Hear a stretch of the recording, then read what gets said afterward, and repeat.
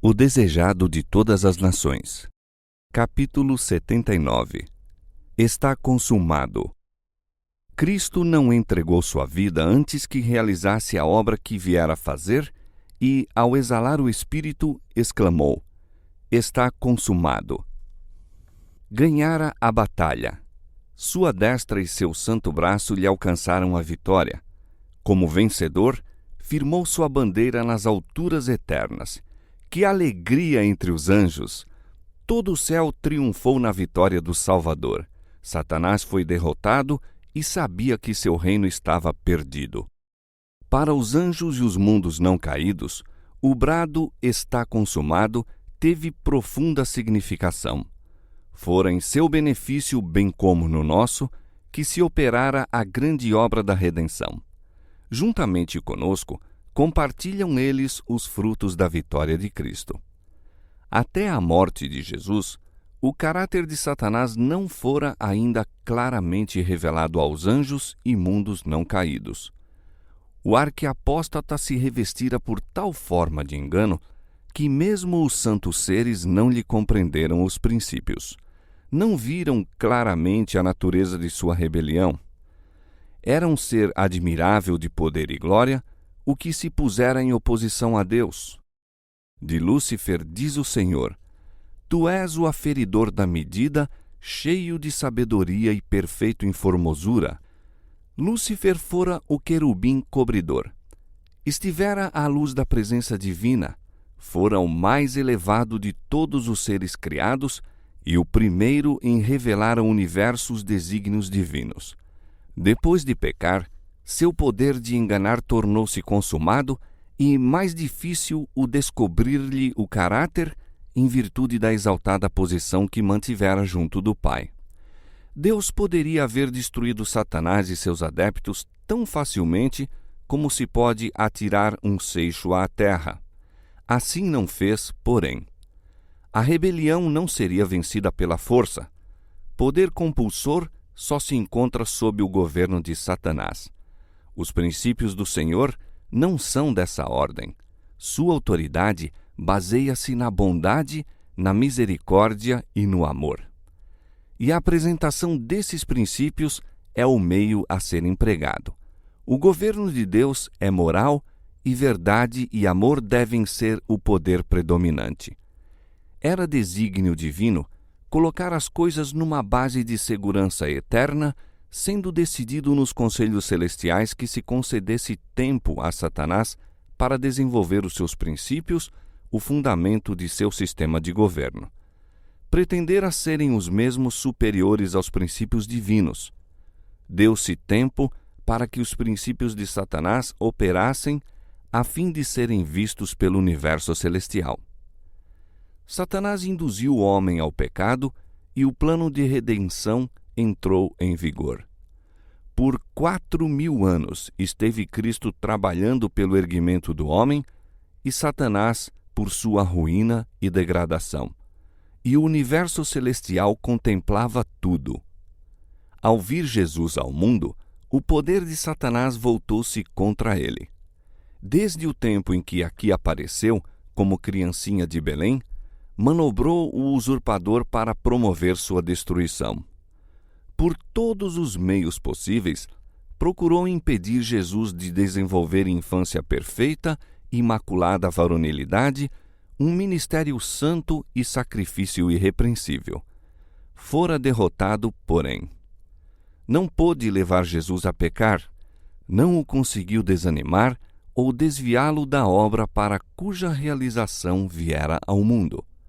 Do deserto ao Calvário, foi açoitado pela tempestade da ira de Satanás, mas quanto mais impiedosa era ela, tanto mais firme se apegava o Filho de Deus à mão de seu Pai, avançando na ensanguentada vereda. Todos os esforços de Satanás para oprimi-lo e vencê-lo só faziam ressaltar mais nitidamente a pureza de seu caráter. Todo o céu, bem como os não caídos mundos, foram testemunhas do conflito. Com que profundo interesse seguiram as cenas finais da luta. Viram o Salvador penetrar no horto do Getsêmane, a alma vergando sob o horror de uma grande treva. Ouviram-lhe o doloroso grito: Meu Pai, se é possível, passe de mim este cálice. À medida que dele era retirada a presença do Pai, viram-no aflito por uma dor mais atroz que a da grande e derradeira luta com a morte. Suor de sangue rompeu-lhe dos poros, gotejando no chão. Por 3 vezes foi-lhe arrancada dos lábios a súplica de livramento. Não mais pôde o céu suportar a cena, e um mensageiro de conforto foi enviado ao Filho de Deus. O céu viu a vítima entregue às mãos da turba homicida e, em zombaria e violência, impelida à pressa de um a outro tribunal. Ouviu os escárnios dos perseguidores por causa de seu humilde nascimento. Ouviu a negação por entre juras e imprecações da parte de um de seus mais amados discípulos. Viu a frenética obra de Satanás e seu poder sobre o coração dos homens. Ó terrível cena! O Salvador aprisionado à meia-noite no Getsêmane, arrastado daqui para ali, de um palácio a um tribunal, citado 2 vezes perante sacerdotes, 2 perante o Sinédrio, 2 perante Pilatos e 1 diante de Herodes, escarnecido, açoitado, condenado e conduzido fora para ser crucificado, carregando o pesado fardo da cruz, por entre os lamentos das filhas de Jerusalém e os apupos da gentalha. Com dor e espanto contemplou o céu a Cristo pendente da cruz, o sangue a correr-lhe das feridas fontes, tendo na testa o sanguinolento suor. O sangue caía-lhe gota a gota das mãos e dos pés sobre a rocha perfurada para encaixar a cruz. As feridas abertas pelos cravos aumentavam ao peso que o corpo fazia sobre as mãos. Sua difícil respiração tornava-se mais rápida e profunda à medida que sua alma arquejava sob o fardo dos pecados do mundo. Todo o céu se encheu de assombro quando, em meio de seus terríveis sofrimentos, Cristo ergueu a oração: Pai, perdoa-lhes porque não sabem o que fazem. E, no entanto, ali estavam homens formados à imagem de Deus, unidos para esmagar a vida de seu unigênito Filho. Que cena para o universo celeste! Os principados e os poderes das trevas estavam congregados em torno da cruz, lançando no coração dos homens a diabólica sombra de incredulidade. Quando Deus criou esses seres para estar diante de seu trono, eram belos e gloriosos. Sua formosura e santidade estavam em harmonia com a exaltada posição que ocupavam. Enriquecidos com a sabedoria de Deus, cingiam-se com a armadura celestial. Eram os ministros de Jeová. Quem poderia, no entanto, reconhecer nos anjos caídos os gloriosos serafins que outrora ministravam nas cortes celestiais? Instrumentos satânicos coligaram-se com homens maus em levar o povo a crer que Cristo era o maior dos pecadores e torná-lo objeto de abominação. Os que escarneciam de Cristo enquanto pendia da cruz estavam possuídos do espírito do primeiro grande rebelde. Ele os enchia de vis e aborrecíveis expressões, inspirava-lhes achufas. Com tudo isso, porém, nada ganhou. Houvesse podido achar um só pecado em Cristo, tivesse ele, num particular que fosse, cedido a Satanás para escapar à horrível tortura, o inimigo de Deus e do homem teria triunfado. Cristo inclinou a cabeça e expirou, mas manteve firme a sua fé em Deus e a sua submissão a Ele. E ouvi uma grande voz do céu que dizia: Agora chegada está a salvação e a força e o reino do nosso Deus e o poder do seu Cristo, porque já o acusador de vossos irmãos é derribado, o qual diante de nosso Deus os acusava de dia e de noite. Satanás viu que estava desmascarado. Sua administração foi exposta perante os anjos não caídos e o universo celestial. Revelara-se um homicida. Derramando o sangue do Filho de Deus, desarraigou-se Satanás das simpatias dos seres celestiais. Daí em diante, sua obra seria restrita. Qualquer que fosse a atitude que tomasse, não mais podia esperar os anjos ao virem das cortes celestiais, nem perante eles acusar os irmãos de Cristo de terem vestes de trevas e contaminação de pecado. Estavam rotos os derradeiros laços de simpatia entre Satanás e o mundo celestial. Todavia, Satanás não foi então destruído. Os anjos não perceberam, nem mesmo aí, tudo quanto se achava envolvido no grande conflito. Os princípios em jogo deviam ser mais plenamente revelados, e por amor do homem devia continuar a existência de Satanás. O homem, bem como os anjos, devia ver o contraste entre o príncipe da luz e o das trevas. Cumpria-lhes escolher a quem servir. No início do grande conflito, declarara Satanás que a lei divina não podia ser obedecida, que a justiça era incompatível com a misericórdia e que, fosse a lei violada, impossível seria ao pecador ser perdoado. Cada pecado devia receber seu castigo, argumentava Satanás. E se Deus abrandasse o castigo do pecado, não seria um Deus de verdade e justiça. Quando o homem violou a lei divina e lhe desprezou a vontade, Satanás exultou. Estava provado, declarou, que a lei não podia ser obedecida. O homem não podia ser perdoado.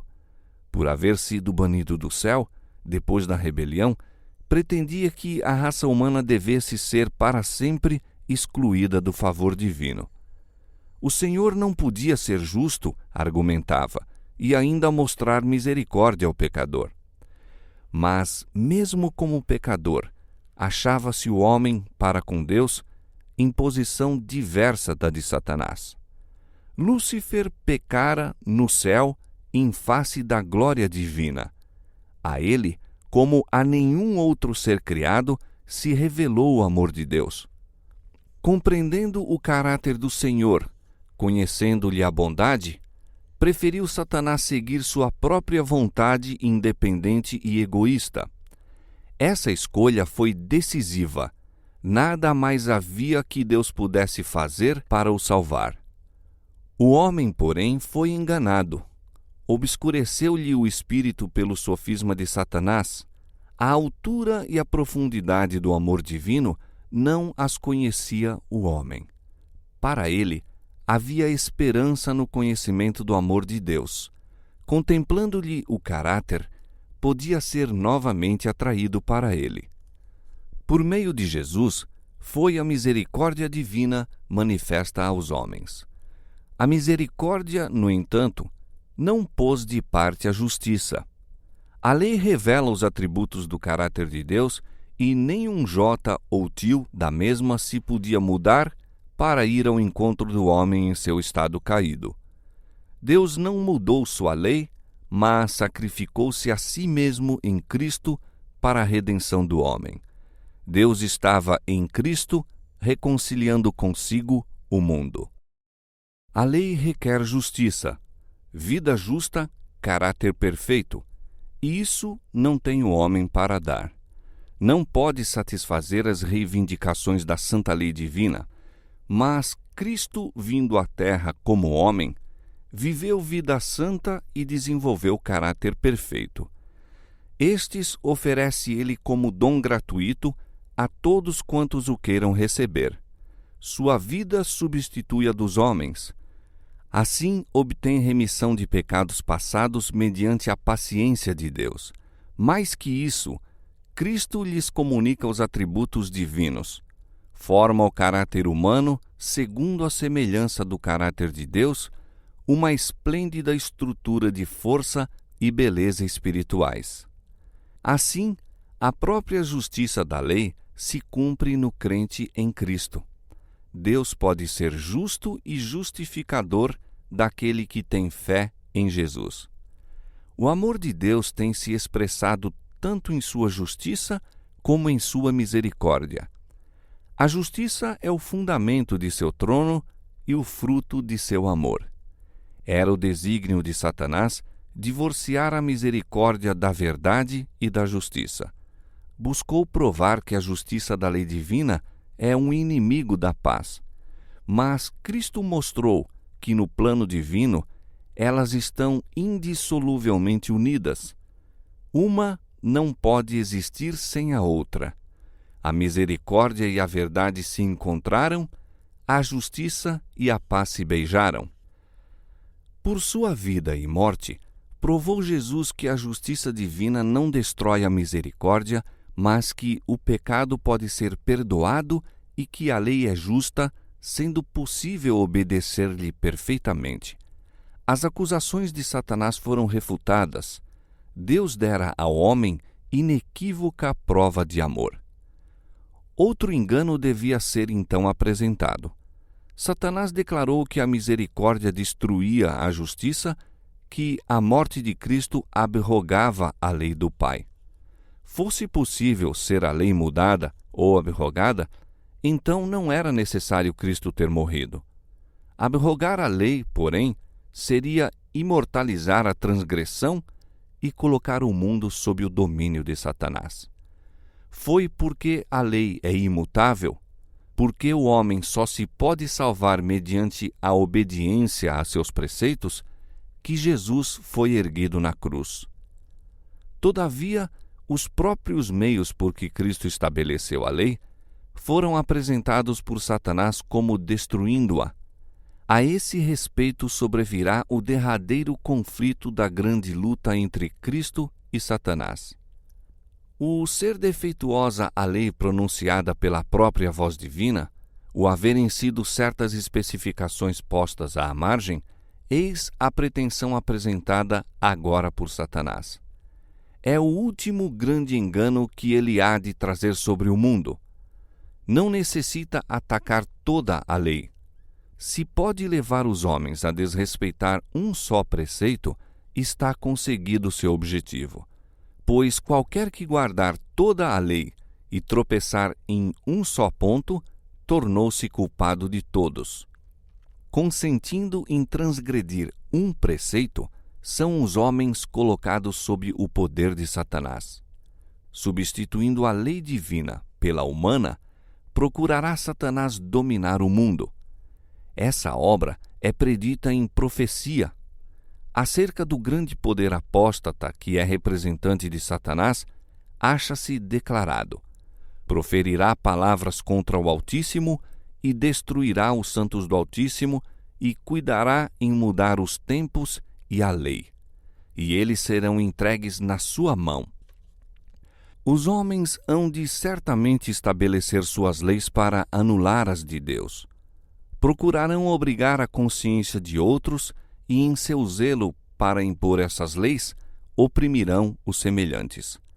A guerra contra a lei divina, começada no céu, continuará até ao fim do tempo. Todo homem será provado. Obediência ou desobediência, eis a questão a ser assentada por todo o mundo. Todos serão chamados a escolher entre a lei divina e as humanas. Aí se traçará a linha divisória. Não existirão senão duas classes. Todo o caráter será plenamente desenvolvido e todos mostrarão se escolheram o lado da lealdade ou da rebelião. Então virá o fim. Deus reivindicará sua lei e livrará seu povo. Satanás e todos quantos se lhe houverem unido em rebelião serão extirpados. O pecado e os pecadores perecerão, raiz e ramos. Satanás a raiz e seus seguidores os ramos. Cumprir-se-á a palavra dirigida ao príncipe do mal. Pois que estimas o teu coração como se fora o coração de Deus, te farei perecer, ó querubim protetor, entre pedras afogueadas. Em grande espanto te tornaste, e nunca mais serás para sempre. Então o ímpio não existirá. Olharás para o seu lugar e não aparecerá, e serão como se nunca tivessem existido. Isso não é um ato de poder arbitrário da parte de Deus. Os que lhe rejeitavam a misericórdia ceifarão aquilo que semearam. Deus é a fonte da vida, e quando alguém escolhe o serviço do pecado, separa-se de Deus, desligando-se assim da vida. Ele está separado da vida de Deus. Cristo diz: "Todos os que me aborrecem amam a morte." Deus lhe dá a existência por algum tempo a fim de poderem desenvolver seu caráter e revelar seus princípios. Feito isso, receberão os resultados de sua própria escolha. Por uma vida de rebelião, Satanás e todos quantos a ele se unem colocam-se em tanta desarmonia com Deus que sua própria presença lhes é um fogo consumidor. A glória daquele que é amor os destruirá. Ao princípio do grande conflito, os anjos não entendiam isso. Houvesse sido deixado que Satanás e seus anjos colhessem os plenos frutos de seu pecado, e teriam perecido. Mas não se patentearia aos seres celestiais ser isso o inevitável resultado do pecado? Uma dúvida acerca da bondade divina haveria permanecido em seu espírito, qual ruim semente, para produzir seu mortal fruto de pecado e miséria. Não será, porém, assim, ao findar o grande conflito. Então, havendo-se completado o plano da redenção, o caráter de Deus é revelado a todos os seres inteligentes. Os preceitos de sua lei são vistos como perfeitos e imutáveis.